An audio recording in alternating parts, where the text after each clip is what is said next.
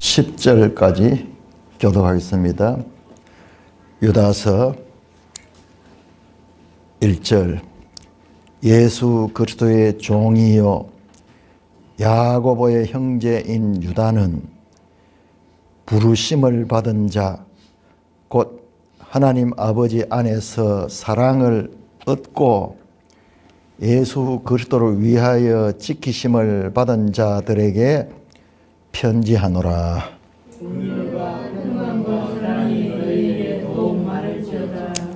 사랑하는 자들아, 우리가 일반으로 받은 구원에 관하여 내가 너희에게 편지하려는 생각이 간절하던 차에 성도에게 단번에 주신 믿음의 도를 위하여 힘써 싸우라는 편지로 너희를 권하여야 할 필요를 느꼈노니 이는 가만히 들어온 사람 몇이 있습니다. 그들은 이제부터 평안을 가지고 우리를 두려워하니 평안하지 아니하여 우리의 하나님의 은혜를 두려워 항상 보고 팔로 하나님 주제 곧 우리 주 예수 그리스도를 의인하는 자니라. 너희가 본래 모든 사실을 알고 있으나 내가 너희로 다시 생각나게 하고자 하노라. 주께서 백성을 애굽에서 구원하여 내시고 후에 믿지 아니하는 자들을 멸하셨으며 또 자기 지위를 지키지 아니하고 자기 족속을 떠난 천사들을 흠나의 심판까지 영원한 결박으로 가내셨으며 소돔과 고모라와 그 이웃 도시들도 그들과 같은 행동으로 음란하며 다른 육체를 따라가다가 영원한 불의 형벌을 받음으로 거울이 되었느니라. 그런데 공부를 이 사람들도 이와 같이 죄를 더럽히며 권위를 없이 여기며 영광을 비방하는도다. 천사장 미가엘이 모세의 시체에 관하여 마귀와 다투어 변론할 때 감히 비방하는 판결을 내리지 못하고 다만 말하되 주께서 너를 꾸짖으시기를 원하노라 하였거늘 이 사람들은 무엇이든지 그 알지 못하는 것을 비방하는도다. 또 그들은 이성 없는 짐승같이 본능으로 하는 그것으로 멸망하느니라. 자, 유다서는 요한계시록 바로 앞에 위치해 있고 그 다음에 이제 이 요한계시록을 제외하면은 마지막 책이죠. 마지막 책이 유다서입니다. 그런데 이 유다서가 속한 성경을 공동서신이라고 해요. 공동서신. 여러분, 공동서신한 게 뭐냐? 그러면 바울서신 빼고, 바울서신은 따로 취급하고, 바울서신 이외에, 자, 여러분, 바울서신 자세히 에베소 교회에 보낸 편지, 고린도 교회에 보낸 편지, 골로새서 골로새 교회에 보낸 편지입니다. 그런데 공동서신은 특정 교회를 지칭하는 게 아니에요. 보편적인 교회. 그러니까 특정 교회를 지칭하는 게 아니라 보편적인 교회를 대상으로 하는 책 7권을 공동서신 또는 일반서신이라고 합니다. 야고보서, 베드로 전후서, 요한 1, 2, 3서, 그 다음에 유다서. 그러니까 순서대로 야고보, 베드로 전후서, 그 다음에 요한 1, 2, 3서, 유다서 요 7권을 공동서신 또는 일반서신이라고 합니다. 이 내용들이 보면 실질적인 신앙 훈계와 교훈을 담고 있는 거예요. 어떤 특정 교회에 대해서 이야기하는 게 아니라 전반적인 그런 이 교회에 대한 그런 교훈을 담고 있는 책이 이 공동서신이라고 합니다. 공동서신한 것이 또한 일반 서신 같은 말이에요. 이 저자 유다는 누구냐? 1절에 보니까 예수 그리스도의 종이요 야고보의 형제인 유다. 자기 자신을 가리키는데 두 번 그칩니다. 예수 그리스도의 종이요 야고보의 형제인 유다. 그리스도의 종이면서 야고보의 형제다. 예수 그리스도의 종 유다는 이렇게 되어 있지 않고 야고보와 형제간이라는 것을 강조하는데, 그래서 많은 성경학자들은 이 야고보의 형제를 강조하는 거예요. 야고보는 그 1세기 초대교회의 아주 유명한 인물이에요. 여러분 사도행전 15장에 보면은 야고보가 나오는데, 야고보가 예루살렘 교회에 놀랍게도 베드로가 대표가 아니라 예루살렘 교회에 문제가 있을 적에 그 모든 재판을 담당하는 회의의 그 이 전체 담당을 야고보가 결론을 내는 걸 봅니다. 베드로가 문제를 가져오고 야고보 결론을 내려요. 그래서 초대교회에 그 예루살렘 공의회의 의장으로 보이는데 그 야고보와 형제다. 그래서 야고보를 강조하고 있다. 그런데 그 야고보가 또한 이 혈육적으로 예수님의 동생이에요. 동생. 여러분 예수님의 동생이 마태복음에도 나오는데 그들은 예수를 믿지 않았어요. 그런데 이들이 언제부터 예수님을 믿었냐 그러면은 이들이요 그전에는 예수님 하는 일을 보고 비방하기도 하고 또 이 참가를 안 했는데 언제부턴가는 그들이 교회에 등장하기 시작합니다. 자, 우리 사도행전 1장을 한번 펴보세요. 사도행전 1장. 우리 성경을 읽다 보면은 저도 이번에 다시 봤는데 그냥 읽혀지는 게 많아요. 사도행전 1장 14절에 보면은 13절에는 베드로, 요한, 야고보 쭉 이래가지고 12 제자가 나오네요. 14절 보세요. 14절. 예? 여자들과 예수의 어머니 마리아와 예수의 아우들과 더불어 마음을 같이하여 오로지 기도해. 예수님의 어머니와 예수님의 아우들이 예수님의 부활하시고 성천하신 이후에 교회에 참여하고 있는 모습을 볼 수가 있습니다. 말씀드렸듯이 15장에 가면은 그 예수님의 아우 가운데 이 야고보는 예루살렘 교회의 대표적인 그런 인물로 자리를 잡고 있는 것을 볼 수 있습니다. 그래서 많은 학자들이 이 유다서의 저자는 몇 가지 설이 있습니다만은 유다라는 이름이 얼마나 많은지 몰라요. 가롯 유다도 있고 셀롯 유다도 있고 요한의 형제 또 유다도 있고 요한의 형제 야고보입니까? 야고보 유다 이런 이름들이 참 흔한 이름이에요. 그런데 이 야고보서를 쓴 야고보와는 같은 형제가 아니라는 그런 주장도 많습니다. 그래서 이 유다는 예수님의 육신적인 아우 유다일 수가 있는 가능성이 많다. 그렇게 이제 주장하는 분들이 많습니다. 자, 보세요. 여기에는 특정 교회가 없어요.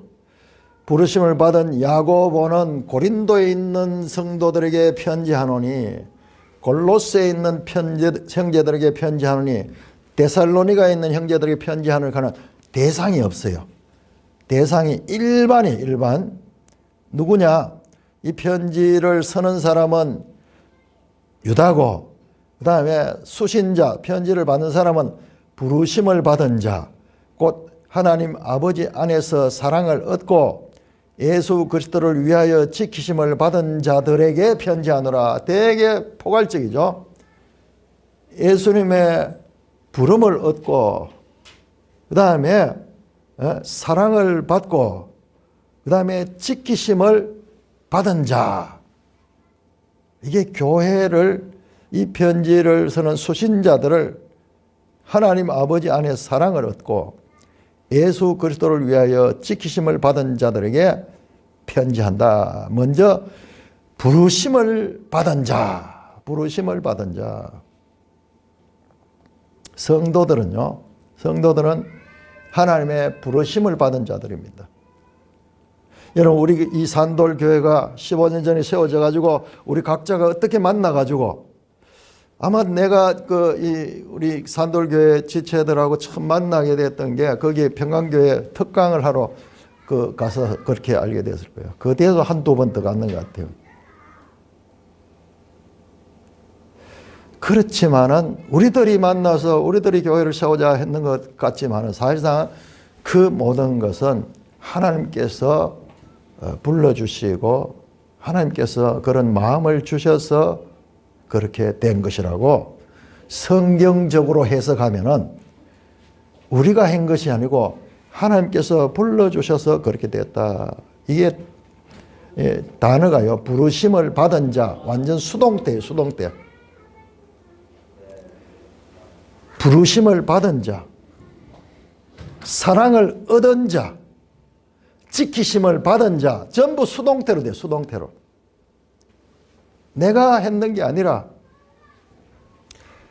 하나님이 주권적으로 선택하시고 그것도 그냥 이 시대에 애정한 것이 아니라 창세전에 하나님이 계획하시고 하나님께서 불러주셨다 그래요. 우리가 태어나기도 전에, 모태에 있기도 전에. 이게 성경입니다. 일반적입니다. 로마서 1장 7절에서 이렇게 말합니다.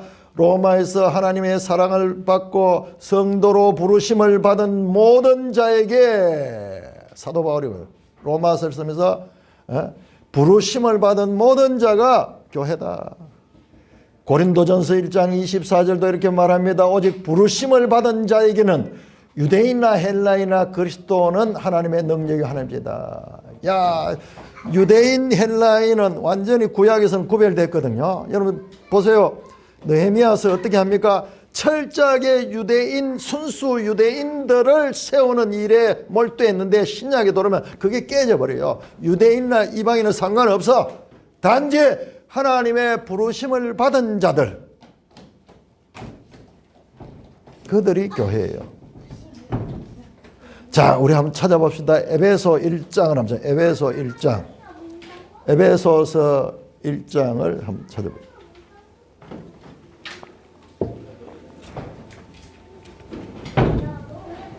에베소 1장 4절에서 6절까지 우리가 한 목소리로 합독하겠습니다. 시작.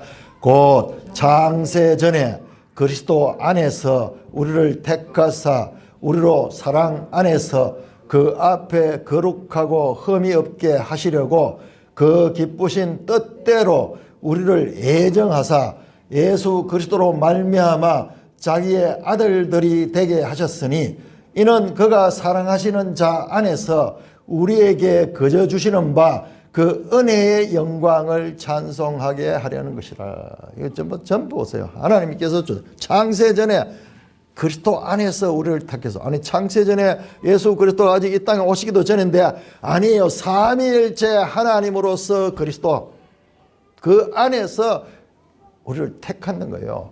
아니 어떻게 그게 가능해요? 우리가 태어나지도 않은데. 하나님은 전능하시고 전지하신 분이에요.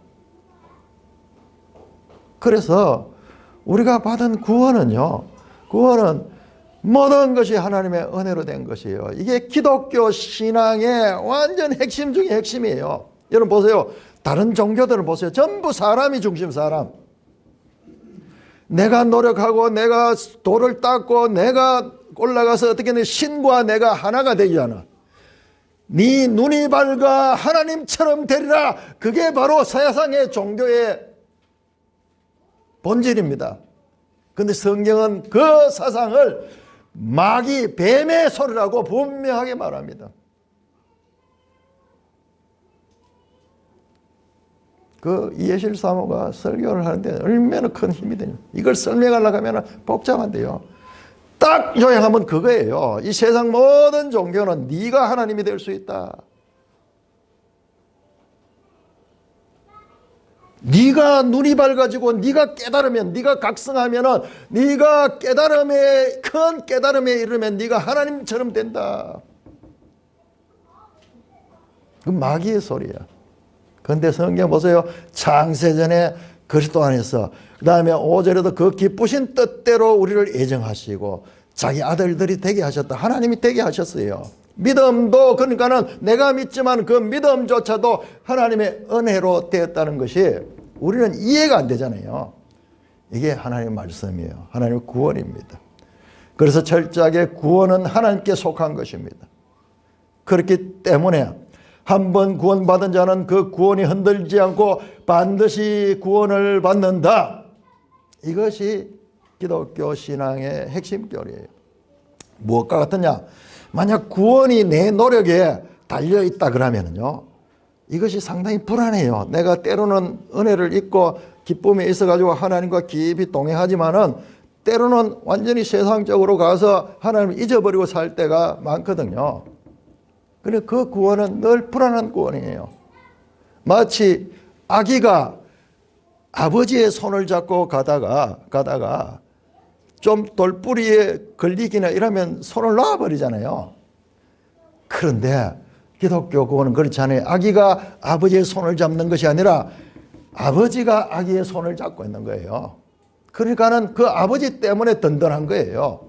아기 자신으로서는 너무나 불안한 거예요. 하나님의 은혜의 복음. 두 번째로 교회는 누구냐? 하나님의 사랑을 얻은 자라고 말씀합니다. 부르심을 받은 자, 곧 하나님 아버지 안에서 사랑을 얻은 자다. 데살로니가전서 1장 4절 사도 바울이 이렇게 말합니다. 하나님의 사랑을 받은 형제들아. 여러분, 사랑하는 자들아 하는 이야기가 유다서도 나오지만 요한 1서도 계속 사랑하는 자들아, 사랑하는 자들아. 사랑함을 받았기 때문에 사랑하는 자들입니다. 데살로니가 후서 2장 13절에 이렇게 말합니다. 주께서 사랑하시는 형제들아. 하나님의 사랑을 받은 자들. 그것이 유다서의 수신자예요. 교회를 가리킵니다.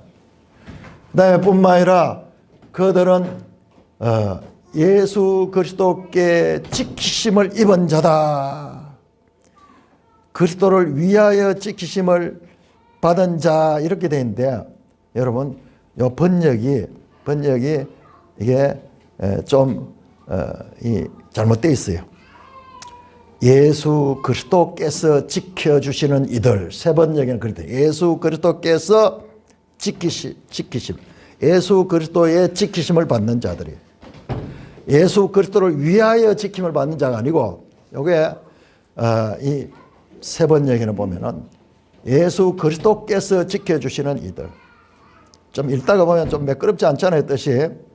그럴 적에는 반드시 이게 다른 성경을 비교하거나 원어를 찾아보면은 이 번역상에 조금 문제가 있을 때가 있어요. 지키심을 받은 자들. 우리의 신앙은요, 우리가 믿었지만은 또한 지켜주셔야지 그 신앙이 지켜지는 것입니다. 자, 이 편지의 내용이 무엇이냐 그러면은 3절에 나옵니다. 3절에 원래 이 편지에 쓰려는 목적이 있었는데, 그것이 뭐냐? 3절은 사랑하는 자들아, 우리가 일반으로 받은 구원에 관하여 내가 너에게 편지하려겠다. 자, 일반으로 받은 구원, 무슨 말이지? 일반으로 받은 구원. 자, 이 원어에 보면은 코이노스라고 돼요. 코이노스. 제가 아껴 써야겠죠. 이 야고보서부터 베드로 전후서, 그 다음에 요한 1, 2, 3서, 그리고 이 유다서 합쳐서 이 7권이 공동서신이라 그랬죠. 또는 일반서신이라고 한다 그랬죠. 같은 말이야. 일반이나 공통으로 얻었다 하는, 공통으로 받은 구원, 코이노스 하는 말입니다. 이것은 무엇을 가리키냐 하면 일반으로 받은 구원, 이거는요 유대인이나 이방이나 차별 없이 다 하나님께 구원을 받는 그 원리를 이야기합니다. 이제 그걸로 이제 편지를 쓰려고 했는데, 근데 그 계획이 바뀌어 버렸어요.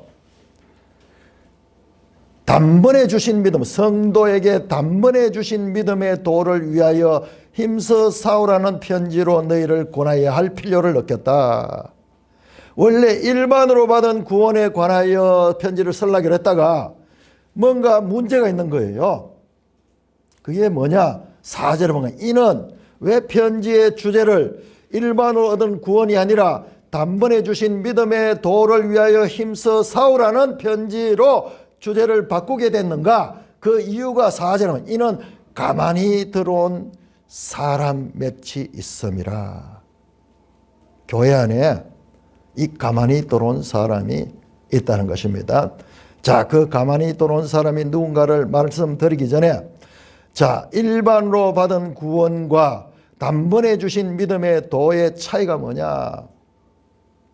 여기저기서 단번에 주신 믿음의 도를 위하여 힘써 싸우라는 이 주제를 왜 바꾸게 됐느냐? 단번에 주신 믿음의 도가 무엇이냐? 여러분, 이게 우리 이 신앙의 가장 중요한 기본 원리입니다. 단번에, 한 번에, 우리 많이 쓰잖아요. 단번에 없애자. 단번에. 반복 없이 한 번으로 일을 끝내거나 해결한다는 의미죠. 여러분, 이게 성경에서 예수 그리스도의 속죄가 영원히 유효함을 나타내는 종교적 의미다. 예수님의 십자가의 대속 사건 그 한 번에 모든 것은 끝이 났습니다.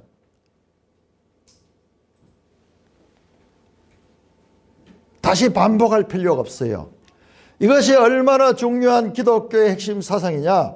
성경은 여러 곳에서 반복해서 말합니다. 로마서 6장 10절 그가 죽으심은 죄에 대하여 단번에 죽으심이요.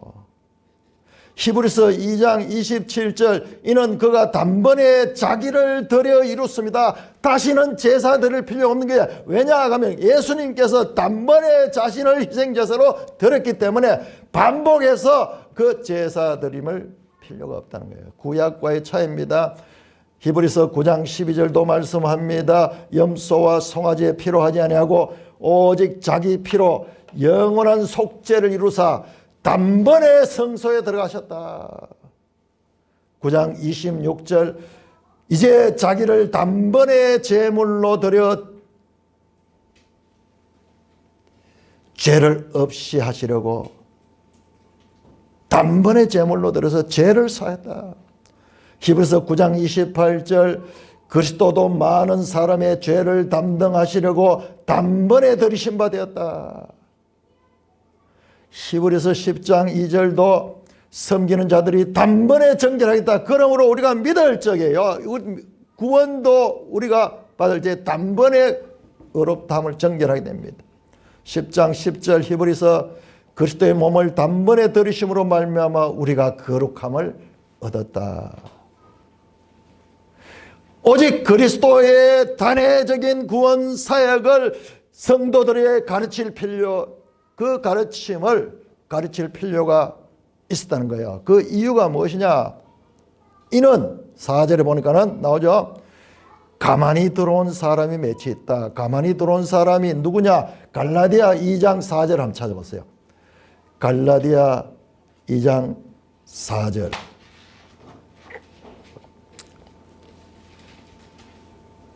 (2장 4절) 같이 읽습니다. 시작. 이는 가만히 들어온 거짓 형제들 때문이라.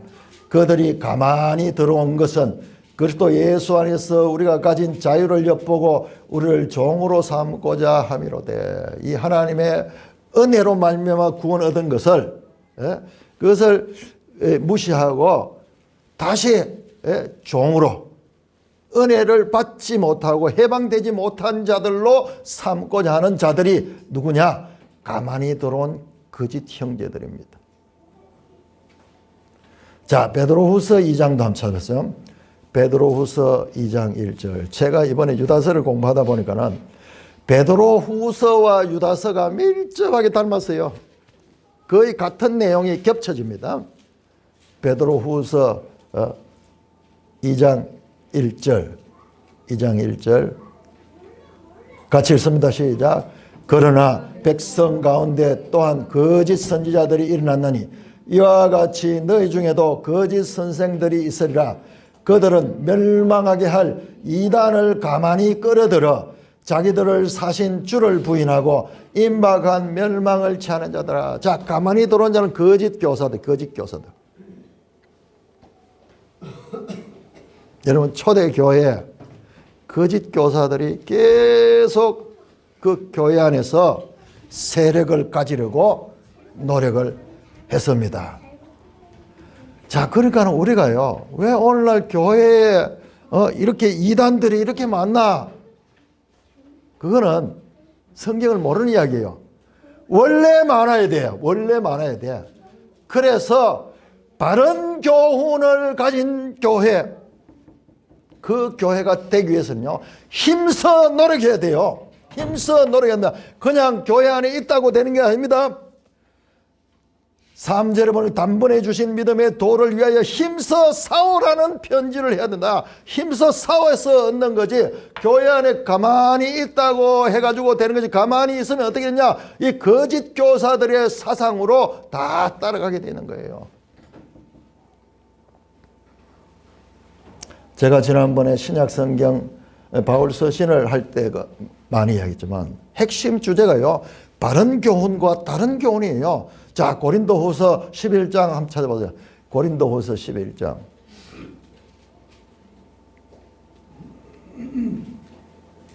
전부 그 이야기예요. 교회 시대는 바른 교훈을 따라가는 진리의 길을 가느냐, 아니면 다른 교훈을 가르치는 거짓 교사들 따라가느냐. 여러분, 달콤하기는 거짓 교사들의 이야기가 달콤해요. 바른 교훈에 관한 분명한 이해가 없으면요, 100% 다 거짓 교훈을 따라갑니다. 고린도서 11장 3절 보십시오. 11장 3절. 뱀이 그 간계로 하와를 미혹한 같이. 이게 뭐예요? 야, 선악과 열매를 먹어라. 먹으면 네 눈이 하나님처럼 밝아질 것이다. 뱀이 그 간계로 하와를 미혹한지 너희 마음이 그리스도를 향하는 진실함과 깨끗함에서 떠나 부패할까 하노라. 네가 이거 먹으면 결코 죽지 않아. 오히려 네가 하나님처럼 될 수 있어. 4절입니다. 만일 누가 가서 우리가 전파하지 않은 다른 예수를 전파하거나, 예수를 전하기는 전해요. 그런데 다른 예수야. 혹은 너희가 받지 않은 다른 영을 받거나, 성령을 받았다 그러는데, 성령을 받는데 그것이 성령이 아니고 다른 영일 수 있어요. 혹은 너희가 받지 않은 다른 복음을 받게 할 때 너희가 잘 용납한다. 다른 복음, 다른 예수, 다른 영, 다른 복음이 고린도 교회에 그것을 잘 받아들이는 거예요. 그게 더 아름답고, 그게 더 좋고, 그게 더 마음에 드는 거예요. 달콤한 거예요. 귀에 속삭이면서 꼭 그렇게 하지 않더라도 우리가 구원받을 수 있어. 여러분, 오늘날 교회 안에요, 종교다원주의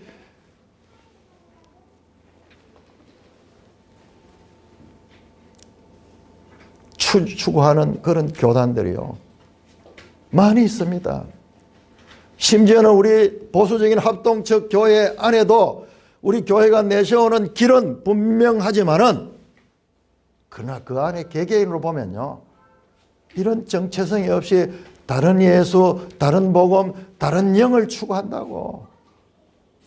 그런 교회들이 많이 있습니다. 그게 잘 용납하는 사람들이에요. 자, 그것들이 누구냐? 13절, 14절, 15절에 말합니다. 그런 사람들은 거짓 사도요, 속이는 일꾼이며 자기를 그리스도의 사도로 가장하는 자들이라. 이것은 이상한 일이 아니라 사탄도 자기를 광명의 천사로 가냐. 여러분, 사탄이 이렇게 하는 거예요. 사탄이 이게 일반적으로 하는 것이 속이는 거, 속이는 거. 그러면서도 자기를 광명의 천사처럼 그렇게 속이는 겁니다. 15절, 그러므로 사탄의 일꾼들도 자기를 의의 일꾼으로 가장하는 것이 또한 대단한 일이 아니라, 그러나 그들의 마지막은 그 행위대로 될 것이다. 여러분, 성경이 이렇게 말해요. 사탄의 일꾼들이 하나님의 일꾼으로 가장하며 그렇게 청산유수처럼 설교도 잘해요. 사람도 많이 모여요. 갈라디아 1장 6절 7절에 이렇게 말합니다. 너희가 다른 복음을 따른 것을 내가 이상해나. 사도 바울이 말합니다. 다른 복음은 없다. 그것은 어떤 사람들이 너희를 교란하여 그리스도의 복음을 변하게 하려 한다. 여러분, 바울 서신에도 전부 다른 복음 이야기예요. 디모데전서 1장 10절에 이란 말합니다. 음행하는 자와 남색하는 자와 인신매매하는 자와 거짓말하는 자와 거짓 맹세하는 자와 기타 바른 교훈을 거스리는 자.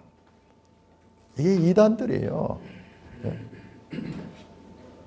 그러니까 진리가 항상 위협을 당하고 있고 진리가 항상 도전을 받고 있다는 것을 알아야 됩니다.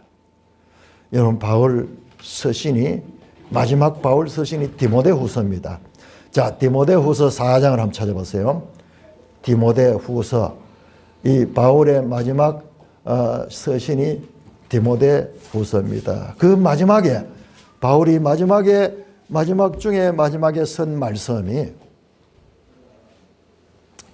4장 3절 4절입니다. 3장 4절.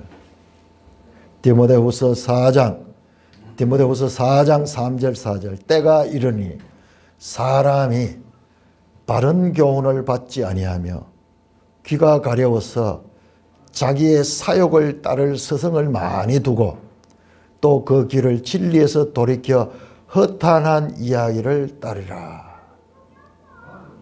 장차요, 앞으로 여러분, 사도들이 있을 때도 이랬는데 바울이 가르치는 교회 시대에도 이렇게 했는데 이제 그들이 떠나고 난 다음에 어떻게 될 것인가? 사람이 바른 교훈을 받지 아니한다. 귀가 가려워서 자기의 사욕을 떠서 자기 마음에 드는 이야기를 할 서성들을 많이 만들어내고 그들을 따라간다는 거예요. 여러분, 오늘날 우리 정치 풍토를 보면은 사람들이요, 듣고 싶은 것만 듣잖아요. 듣고 싶은 것만 듣잖아요. 내 취향에 맞는 이야기를 듣고. 그래서 이 좌쪽과 우쪽은 완전히 하나가 될 수 없는 이와 같은 극단으로 치닫는 이유가 뭐냐? 그 속에 자기의 욕심이 있는 거예요. 자기의 취향이 있는 거예요. 그 모든 기준이 내가 기준인 거예요. 모든 기준이 사람이 중심이 되니까는 그렇게 되는 거예요. 오히려 그 길을 진리에서 돌이켜. 진리는 딱딱하다. 진리는 마음에 들지 않아. 허탄한 이야기를 딴다. 아주 멋진 이야기, 세상에 유명한 사람들 이야기, 사업에 성공한 이야기, 그 다음에 무슨 신학자들 이야기, 그런 이야기들을 쭉 하면은 그게 더 맛있고 하나님의 생생한 말씀은 딱딱하게 느껴지는 거예요.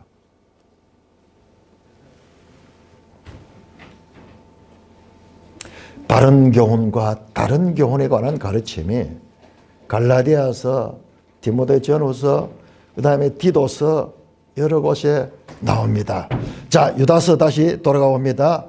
자, 이 가만히 들어온 사람들은 어떤 사람들이냐? 유다서 8절에 보면은, 자,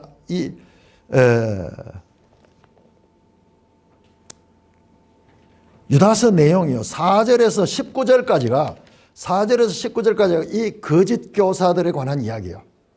유다서 내용의 핵심 덩어리가 거짓 교사들에 관한 내용입니다.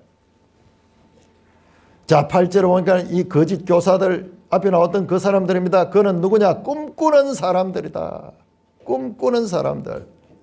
여러분, 여기서 꿈꾸는 게 뭐냐 그러면 신비를 추구하는 자들이요. 야, 내가 꿈에 하나님의 음성을 들었다. 내가 꿈속에 하나님께서 내게 이렇게 말씀했다. 여러분, 오늘날도 주위에서 그런 사람들 많이 있죠. 참으로 주의해야 돼요. 저도 말씀을 잘 모를 적에는 주위에 교제하는 사람들 가운데서 하나님이 이렇게 말씀하셨다 그러면서 기도하면서 하나님의 음성을 들었다, 심지어는 목사님들 모임에 가서 같이 기도에 늘 참석했는데, 아니 전부 다 하나님의 음성을 들었다 그래요. 내 혼자 하나님의 음성 못 들은 거야. 그런데 이 거짓 스승들은요, 그 특징이 아주 쉽게 이것이 하나님이 말씀하셨다, 하나님이 내게 말씀하셨다, 하나님이 꿈속에 내게 계시하셨다, 신비주의적인 그와 같은 것을 추구하는 자들입니다. 여러분, 그들이 얼마나 위험한가. 오늘날 이 한국교회를 봐도 그런 예언한 사람들이 많이 있어요. 어떤 분은요, 유명한 장로님인데 저 그 책도 읽고 막 한때 은혜를 받아서 모든 것이 하나님이 계시해 주시고, 또 기도하면 하나님께서 눈을 열어가 장래를 보게 하시고 막 그렇게 하신대.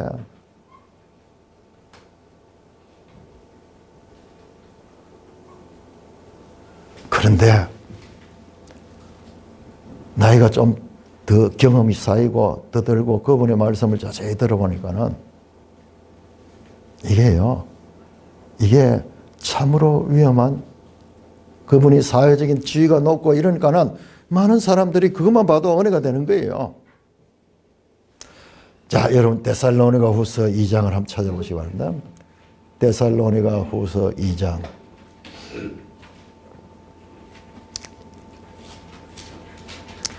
데살로니가 후서 2장 9절에서 12절까지 제가 교독하겠습니다.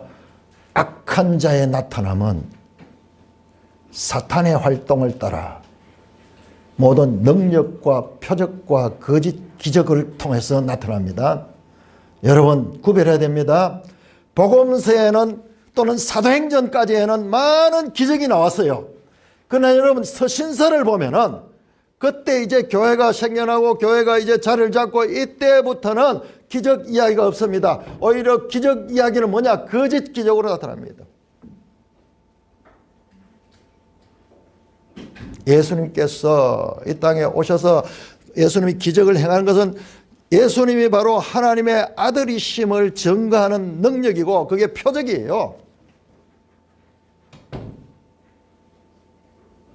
그리고 초대교회 사도들에게 그와 같은 예수님의 능력이 그들에게 임해서 많은 기적들이 일어납니다.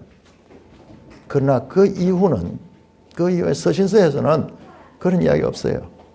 오히려 거짓 기적, 불의의 모든 속임,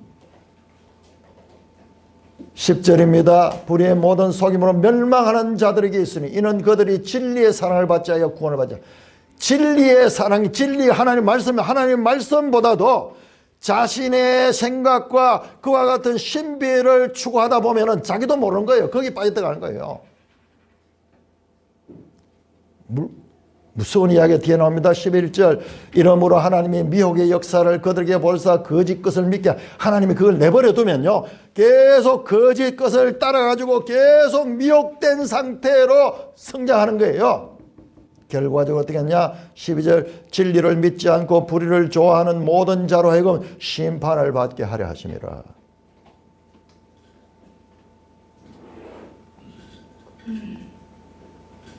자, 신명기 13장 한번 찾아보세요. 신명기 13장. 거짓 선지자에 대한 그와 같은 말씀은 구약부터 나타납니다.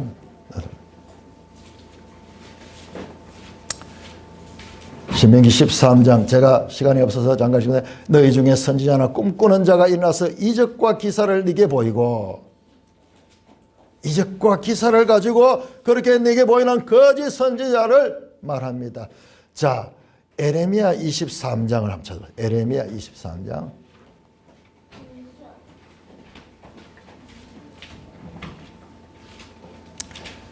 에레미야 23장 25절부터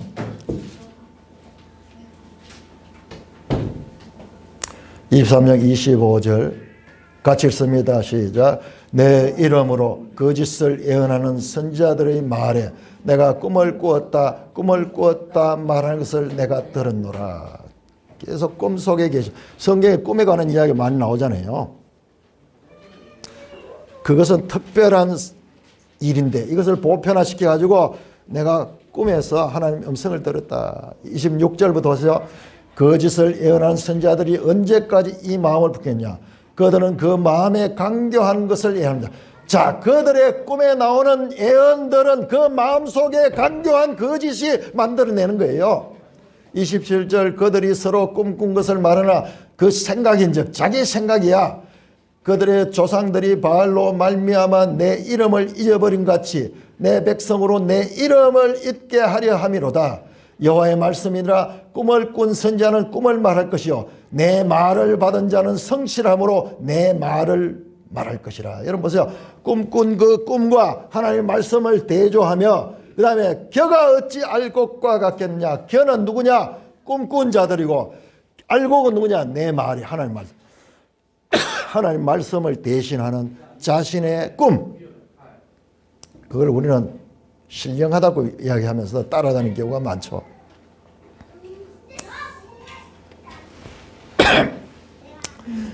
(30절입니다) 보라 서로 내 말을 도둑질하는 선지자들아.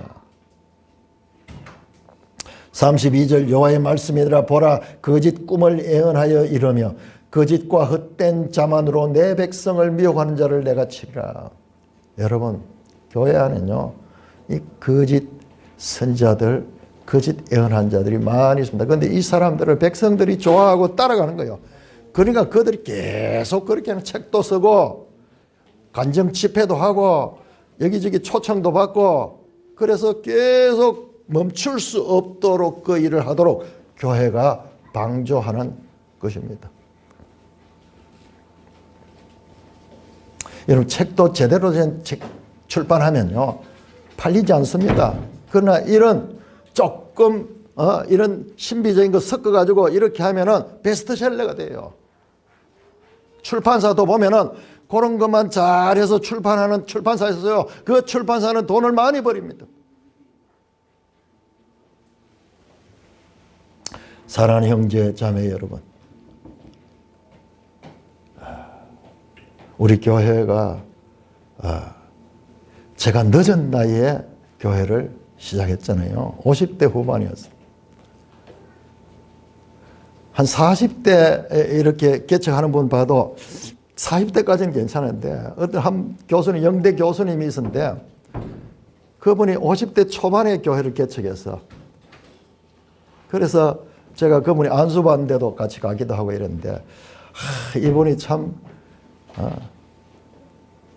능력 있는 사역자인데 조금만 젊었으면은 정말 크게 될 건데 하는 그런 생각을 했었는데 아니 그분보다도 내가 더 늦은 나이에 교회를 개척하게 됐어요. 늦었지만은 한 가지 분명하게 제가 가지고 있던 하나님의 말씀을 바르게 아는 교회가 되어야 되겠다. 제가 있던 섬기는 교회 목사님이 설교를 아주 잘했어요. 그런데 지금 돌이켜보니까 성경을 가르치는 설교가 아니었어. 철학자들, 사상가들 이야기하고 신학자들 이야기하고 잘 버무려가지고 작은 한 20분, 30분을 집중해서 하는 아주 설교를 잘 하시는 분인데 그러나 시간이 지나도 성경은 잘 몰라요. 그래서 하나님의 말씀을 바르게 아는 그와 같은 목회를 해야 되겠다. 그래서 우리가 매일 성경을 그렇게 하면서 여기까지 왔습니다. 제가 그 부분에 있어가지고는 지금도 자랑스럽고요. 원하면은 모든 교회들이 이렇게 해야 된다. 성도들이 말씀을 읽어야 돼요. 목사님이 설교 몇 시간 30분 만에 뭔가 메시지를 정하려고 하면요. 뭔가 꾸며낼 수밖에 없어요. 애화도 들어야 되고 뭐 이러다 보면은 항상 본질은 손도 못 대고 그렇게 가는 거예요.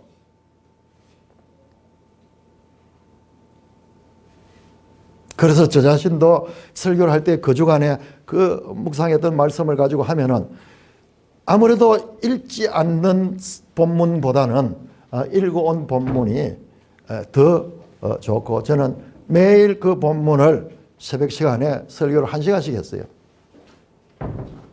그래서 늦게 목회를 했지만 설교 횟수로 따지면 젊어서 했는 분들보다 더 많으면 많지 적진 않을 거예요. 우리 교회에 누가 구독자는 별로 없지만은 영상을 보니 깜짝 놀라서 뭐 1000몇 개인가 뭐 그래 설교가 올라와 있어. 매일 했으니까 하는 거예요. 말씀드렸듯이 매일 성경이 이제 이 6년 기간이 끝이 났는 것 같아요. 그래서 이제 시편으로 올해 끝을 내고, 그 다음에 이제 내년 성경에 보니까는, 매일 성경에 보니까는 창세기부터 나오더라고요. 창세기부터. 다시 이제 6년 단위 66권을 훑게 되는 겁니다. 우리 교회가 아마 했는 걸 보면 한 2번 갔는 것 같아요. 6년 한 12년 했지 싶어요. 처음에 바로 시작하진 않았고 조금 지나다가 이렇게 했잖아요. 그래서 한 2번 돌아갔는 것 같아요.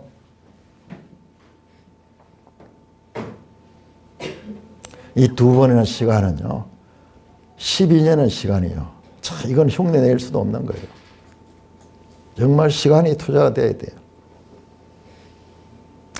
바른 교회는 하나님의 말씀 위에 세워지는 교회입니다. 좌로나 우로나 치우치지 않는 바른 구원의 길은 이 바른 말씀의 반석 위에 세워져야 되는 것입니다. 그런데 이 말씀이 만만치 않아요. 읽어보면 참 만만치 않아요. 제가 이 유다서가 들어오면요, 얼마나 이게 한 장짜리지만은 이 유다서 배경하고 이걸 탁 해야 되기 때문에 이 부담감이 엄청 커요.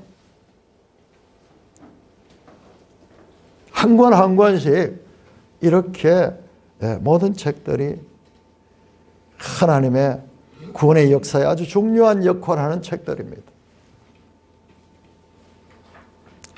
유다서에서도 봤고 오늘 우리가 여러 서신에서 보았듯이 교회를 향한 사탄의 공격은 뭡니까? 다른 복음, 다른 교훈이에요.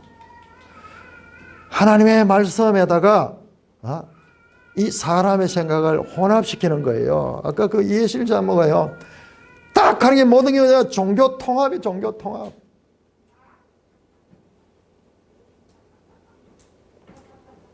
성경을 제대로 알면요, 바르게 분별이 돼요.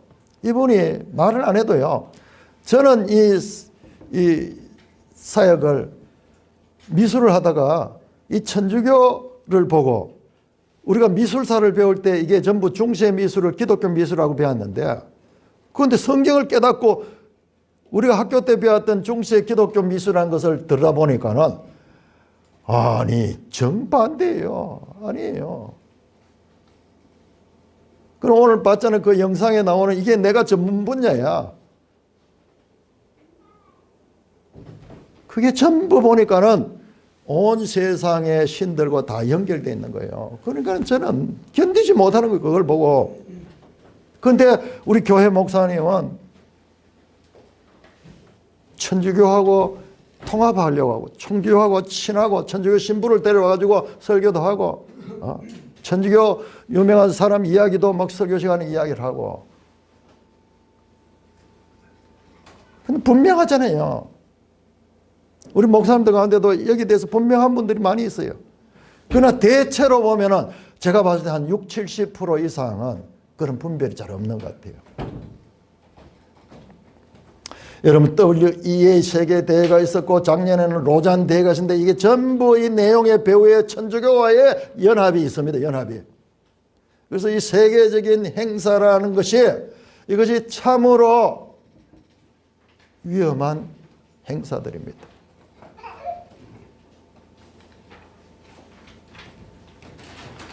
천주교는요, 완전히 사람의 그와 같은 이 사상으로 무장된, 완전 천주교와 불교는 참으로 잘 어울리잖아요. 천주교는 모든 종교를 화합하자는 그와 같은 사상을 그 배후에 깔고 있습니다. 그래서 분리주의, 우리 사람들이 그 듣기 싫어요. 당신은 왜 분리주의자냐 이야기하면 이게 나쁜 식으로 되어 있는데 아닙니다. 복음 진리는 분리될 수밖에 없어요. 화합하고 통합하는 경우, 그렇게 되는 경우 하나님의 유일성을 양보해야 되는 것입니다. 위조지폐를 분별하기 위해서는 위조지폐의 특징을 연구하는 것도 중요하지만은 진짜 지폐를 잘 알고 잘 만지고 이래서 그 감을 익숙하는 것이 위조지폐를 판별하는데 전문가가 해야 될 일입니다. 제가 목회를 하고 있을 때는 성경 연구만 하지 그런 문화적인 그런 부분은 거의 손을 안 대는데 오늘 하시는 거 보니까는 대단하시더라고요. 참 귀한 분들이 한국교회에 구석구석에 있어요.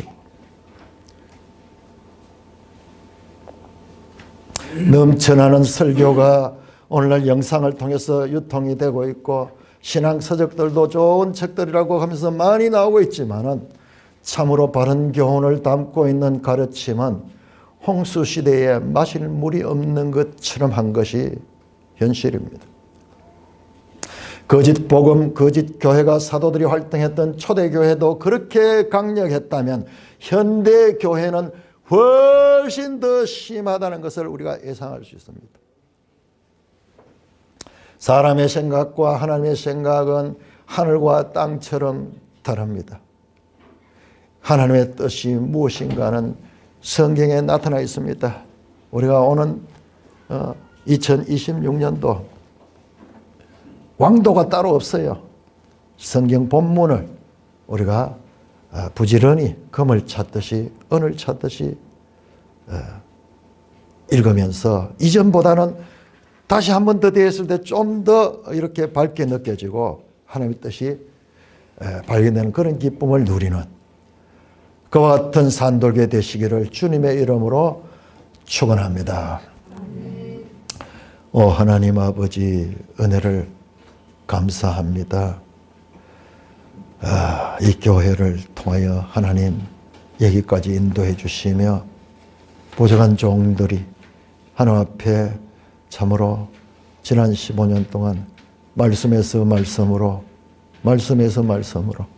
그렇게 나갈 수 있는 흔들리지 않고 나갈 수 있으며 오히려 더 자랑스러워하며 또한 그 말씀 안에서 보이지 못한 것을 보고 보화를 발견하고 기쁨을 발견하고 구속하시는 하나님의 구원의 경륜을 발견하게 하시며 그것을 지체들과 함께 나눌 수 있는 은혜를 베풀어 주시니 감사를 드립니다. 하나님 아버지 영광 존귀 찬송 주님 홀로 받아 누리시옵소서. 우리 주 예수 그리스도의 이름으로 감사하며 기도드리옵나이다. 아멘.